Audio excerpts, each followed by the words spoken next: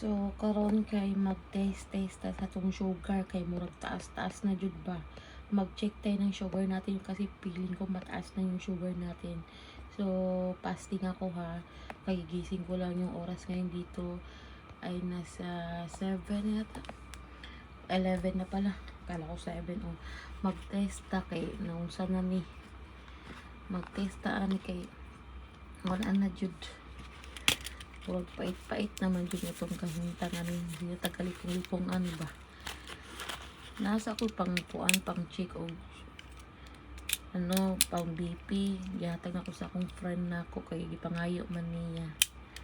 So maulagi. I-3 lang na to. 3 lang ha. 3 lang kay lisod. Mag-taste kailangan talaga guys may sarili kayo pang taste ng ano sugar kasi mahirap na sa panahon ngayon kailangan nakamonitor yung sugar natin lalo na parating na ano mga handaan, marami ng mga handaan kasi magpapasko na, mag-New Year na o diba kailangan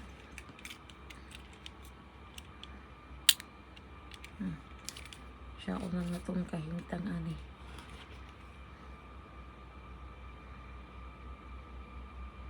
nataas na kay kong sugar kay nalipong-lipong naman jug ko feeling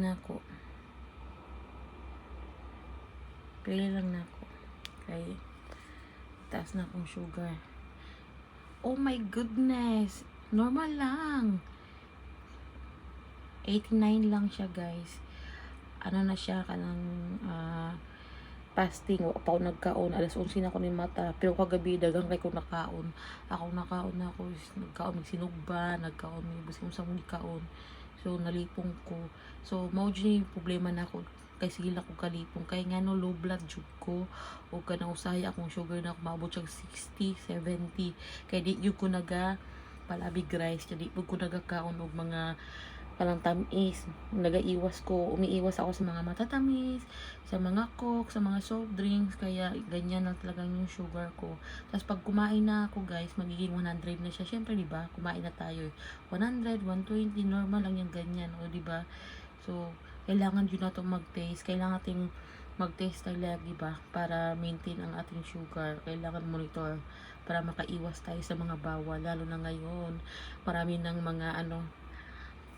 handaan na parating kahit walang pera maghahanda pa rin kasi Christmas diba so kailangan maintain at kailangan nakamonitor tayo para iwas tayo alam niyo na guys pag mataas ang sugar natin alam niyo na so ayun lang chinik ko lang ito yung sugar natin today